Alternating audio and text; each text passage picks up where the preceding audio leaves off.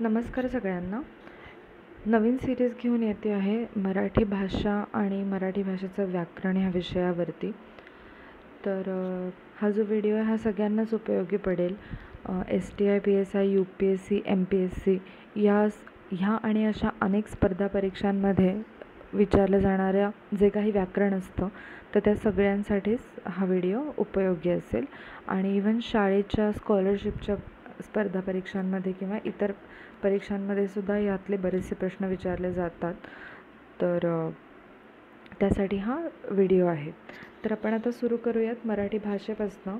आज ह्या व्हिडिओमध्ये आपण जो पहिला पार्ट आहे म्हणजे पहिला पाठ आहे तर तो मी कव्हर करीन. थोडीफार तुम्हाला बेसिक भारतीय भाषा आणि मराठी भाषेची माहिती देईन आणि इथून आपण ही सिरीज सुरू करूयात. तर भारतातल्या ज्या भाषा आहेत तर त्या प्रामुख्याने 2 भाषिक गटांमध्ये विभागल्या गेल्या आहेत. तर त्यातली एक जी आहे ती इंडो युरोपीय म्हणजे इंडो आर्य भाषा असं म्हणतात आणि दुसरी जी आहे ती द्रविडीय भाषा म्हणतात. तर ही जी इंडो युरोपीय भाषा आहे तर ती 74% जवळपास आहे आणि ही जी द्रविडीय भाषा आहे ती साधारणपणे 24% ते 25% आहे. तर अशा भारतातल्या 2 भाषा प्रामुख्याने 2 गटामध्ये भारतातल्या भाषा विभागल्या गेल्या आहेत. तर त्याच्यानंतर आता ही जी मराठी भाषा आहे तर ती संस्कृत आणि प्राकृत या 2 भाषांपासून बनलेली आहे. संस्कृतचा जो भाषा शब्द आहे, भाषा म्हणजे बोलणे, ह्यावरनं भाषा हा शब्द घेतला आहे.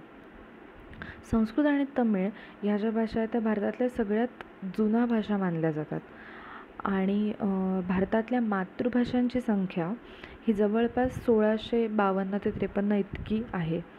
आणि सध्या ज्या भारताच्या घटनेनुसार म्हणजे कॉन्स्टिट्यूशननुसार देशामध्ये बोलल्या जाणाऱ्या ज्या भाषा आहेत तर त्या 22 अशा भाषा आहेत ज्यांना संविधानाने राजकीय किंवा राजभाषेचा दर्जा दिलेला आहे.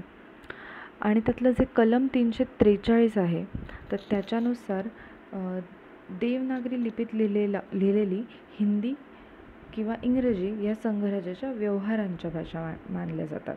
तर हा कुठला आहे आर्टिकल 343. तर आता ही जी मराठी भाषा आहे हिची लिपी कुठली आहे? देवनागरी लिपी. आणि प्रत्येक भाषेच्या वरती असा शिरोरेषा नसते. शिरोरेषा म्हणजे काय तर आपण मराठीत जे शब्द लिहितो तो शब्द पूर्ण झाल्यानंतर त्याच्या डोक्यावरती आपण एक रेघ मारतो सलग, हिला शिरोरेषा असं म्हणतात. मग ही जी ह्या भाषेला अभिजात भाषेचा दर्जा मिळावा म्हणून एक समिती नेमण्यात आली होती. तर त्या ती समिती कुठली होती? रंगनाथ पाठारे समिती. काही परीक्षांमध्ये हा प्रश्न विचारला गेला आहे आणि विचारला जाऊ शकतो. सरळ स्पष्ट शब्दामध्ये विचारतात की ह्या 4पैकी कुठली समिती नेमण्यात आली होती तर ती आहे रंगनाथ पाठारे समिती. ही समिती मराठी भाषेला अभिजात भाषेचा दर्जा मिळावा म्हणून नेमण्यात आली होती. मग मराठी भाषेचा जो पहिला पुरावा आहे तो कर्नाटकातल्या श्रवणबेळगोळ इथे गोमटेश्वरांची म्हणजे बाहुबली हा 2018-19 बऱ्याच चर्चेमध्ये होता. बाहुबलीचा पुतळा चर्चेमध्ये होता. तर ते एकदा तुम्ही त्याबद्दल थोडी माहिती अजून वाचा. तर त्या बाहुबलीच्या पुतळ्याखाली लिहिलेली जी अक्षरं आहेत इसवी 183 त्याच्या खाली लिहिलं होतं श्री चावुंडराजे करवियले. हे मराठी आहे आणि हा मराठी भाषेचा पहिला पुरावा म्हणून मानला जात होता. पण मग त्याच्यानंतर सप्तशती नावाचा जो 2000 वर्षांपूर्वीचा मराठीतला पहिला ग्रंथ सापडतो तर तो सुद्धा मराठी भाषेचा अलीकडचाच पुरावा मानला जातो. मराठी भाषेला प्राकृत भाषा किंवा महारठी भाषा किंवा देशी भाषा अशी वेगवेगळ्या काळातली वेगवेगळी नावं आहेत. मग आता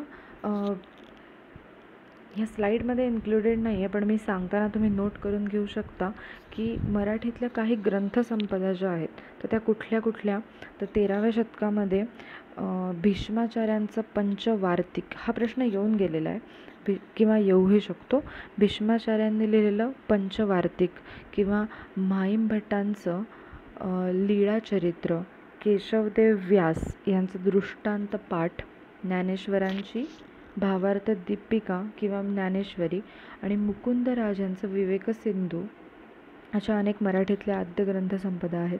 त्याच्यानंतर आधुनिक भाषेमध्ये काही पुस्तकंसुद्धा आली आहेत, ती मराठी व्याकरणावरती आली आहेत. त्यासाठी आधी आपण मराठी व्याकरणाबद्दल थोडंसं जाणून घेऊयात. तर भाषेचं आदानप्रदान होण्यासाठी म्हणजे एकमेकांची भाषा व्यवस्थित पद्धतीने बोलल्या जाण्यासाठी त्याला एक स्वरूप लागतं. एक फ्रेममध्ये जर का एखादी गोष्ट बसवली, त्याला काही नियम रूल्स केले तर ती बोलण्यासाठी सोपी जाते. त्याचप्रकारे एखादी भाषा ठराविकपणे बोलली किंवा लिहिली गेली पाहिजे यासाठी काही नियम असायला हवेत आणि हे जे नियम आहेत त्यांनाच आपण व्याकरण असे म्हणतो. मग शुद्ध कसं बोलावं किंवा क्रियापदक कुठे वापरावीत किंवा ह्या सगळ्यांसाठी हे सगळं व्याकरणाच्या अभ्यासाने आपल्याला समजतं. त्याच्यानंतर भाषेचे जे घटक आहेत ते म्हणजे शब्द आणि हा शब्द कसा बनतो किंवा मग वाक्य कसं तयार होतं, शब्दांचा एकमेकांशी परस्परांशी संबंध कसा असतो, या सगळ्यांचा जेव्हा विचार केला जातो तो व्याकरणात केला जातो. मग ह्याच व्याकरणाला आपण शब्दानुशासन असे पण म्हणतो. सरळ स्पष्ट शब्दाची फोड केली की लक्ष देईल. शब्दाचे अनुशासन म्हणजे शब्दाचे नियम, म्हणून आपण त्याला शब्दानुशासन असं म्हणतो. शब्दांचे नियम करणारे हे शास्त्र आहे ज्याला आपण व्याकरण म्हणतो. ही झाली मराठी व्याकरणाची बेसिक माहिती. तर आता आपण काही पुस्तकं बघूयात. तर विल्यम कॅरी यांनी 1805 ग्रामर ऑफ मराठा लँग्वेज नावाचं पुस्तक लिहिलं. त्याच्यानंतर दादोबा पांडुरंग तरखडकर आणि गंगाधर शास्त्री फडके या दोघांनीसुद्धा सारख्याच साली लिहिलेलं पुस्तक आहे महाराष्ट्र भाषेचे व्याकरण, 1836 लिहिलं. त्याच्यानंतर मोरोकेशव दामले यांनी 1911 शास्त्रीय मराठी व्याकरण नावाचं पुस्तक लिहिलं. मराठी भाषेचे पाणिनी म्हणून दादोबा पांडुरंग तरखडकर यांना हे आहेत, यांना आपण मानतो.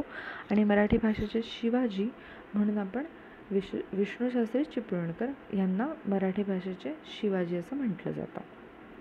त्याच्यानंतर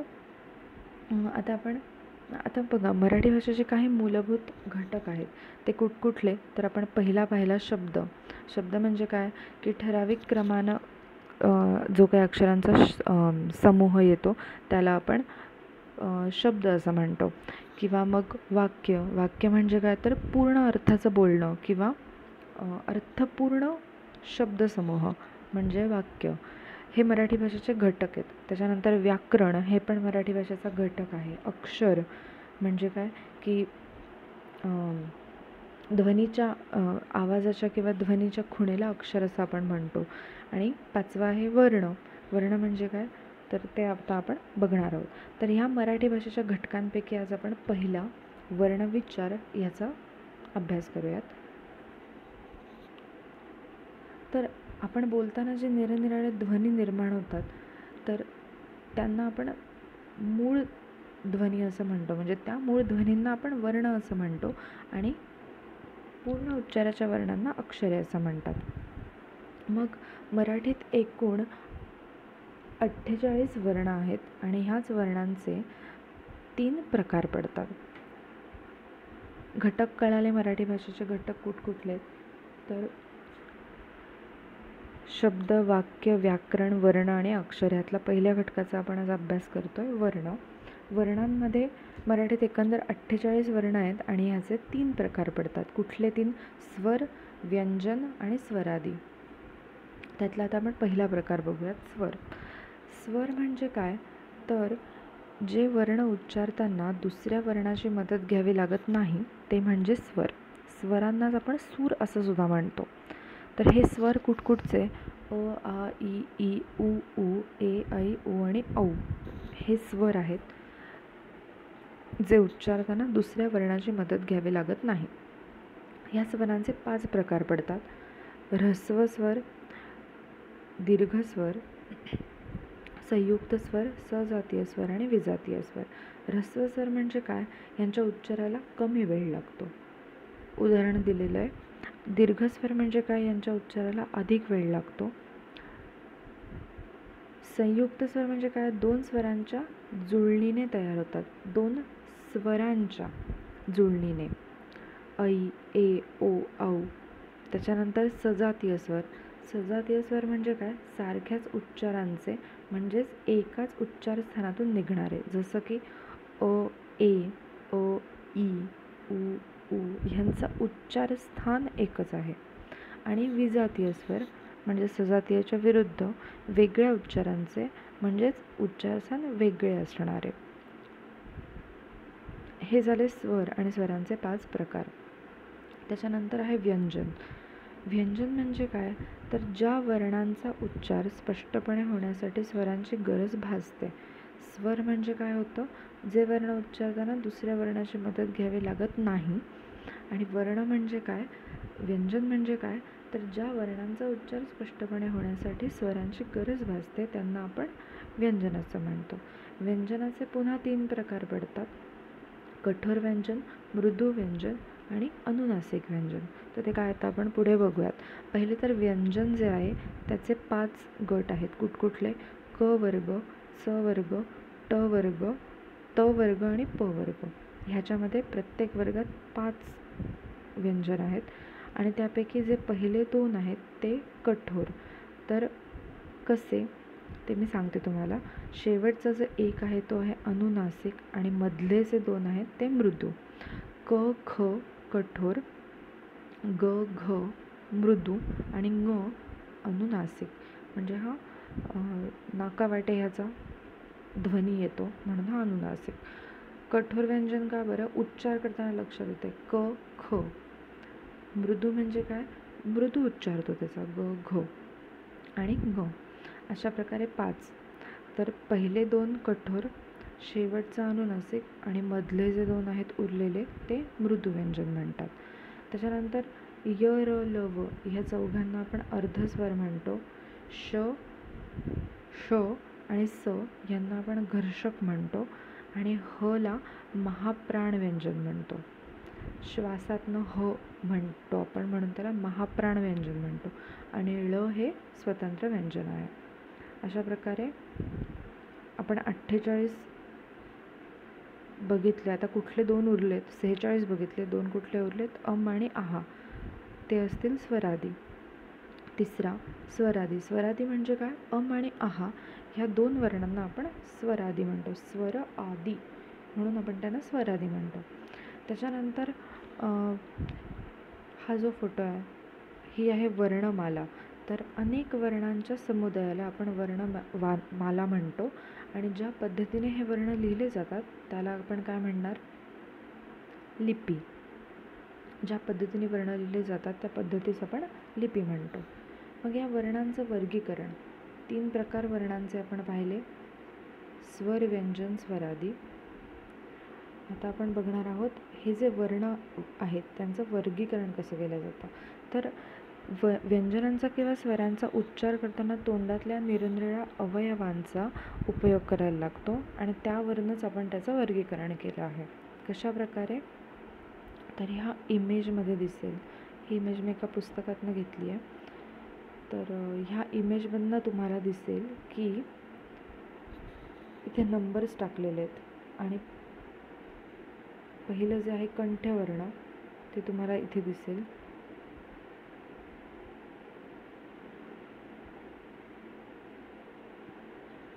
कंठ्यवर्ण म्हणजे काय? तर कंठापासून उच्चार होणारे. कंठ्यवर्ण कंठापासून उच्चार होणारे. त्याच्यानंतर दुसरं आहे तालव्य वर्ण म्हणजे टाळूपासून उच्चार होणारे, ताल स्थानापासून उच्चार होणारे वर्ण. तिसरं आहे मूर्धन्य वर्ण.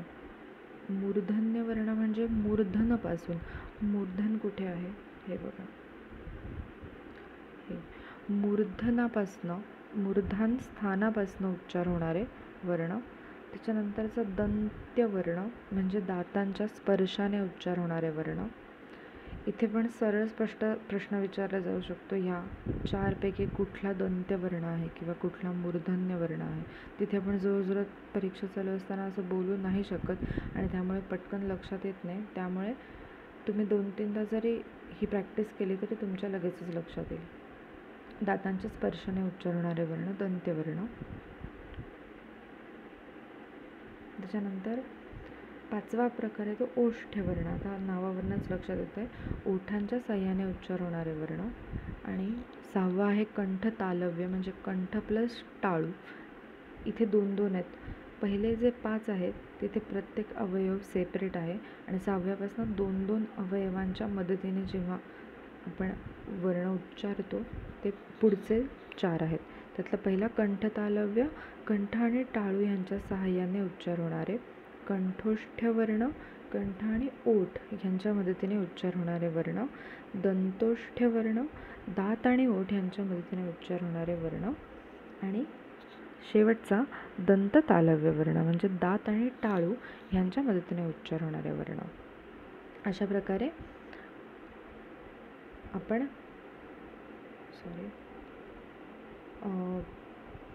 वर्णांचं वर्गीकरण बघितलं. तुम्हाला ह्याची जी PDF इमेज आहे ती ह्या ब्लॉगवरती मिळेल आणि ह्या ब्लॉगवरती तुम्हाला UPSC मराठी लिटरेचर ह्याचा सिलेबस मिळेल. सगळं एकत्र मिळेल. प्री मेन्सचा सिलेबस पण आहे, मराठीचा एक्सक्लुझिव्ह सिलेबस पण आहे आणि मराठी लिटरेचरसाठी कुठली पुस्तकं किंवा काय वापरल्या जायला हवं तर त्याचं काही थोड्यात माहिती पण आहे. तर तुम्ही नक्की विजिट करा या ब्लॉगला. ह्याच्यामध्ये तुम्हाला बरीच माहिती एका ठिकाणी मिळू शकते. आता शेवटचं जे आहे शब्द कसा बनतो यावर आपला पुढचा पार्ट डिपेंड आहे म्हणून मी हे ह्याच्यातच ॲड करून टाकलं आहे. तर शब्द अक्षरांपासून बनतो आणि व्यंजन आणि स्वर या दोघांचा मिळून पूर्ण अक्षर तयार होतं. तर आता बघा उदाहरण म्हणून आपण घेऊयात रमण शब्द. र अधिक अ मिळून बनतो र शब्द. अशाच प्रकारे व्यंजन आणि स्वर यांच्या दोघांना मिळून पूर्ण अक्षर तयार होतं आणि म्हणूनच पूर्ण ध्वनीला आपण अक्षर म्हणतो.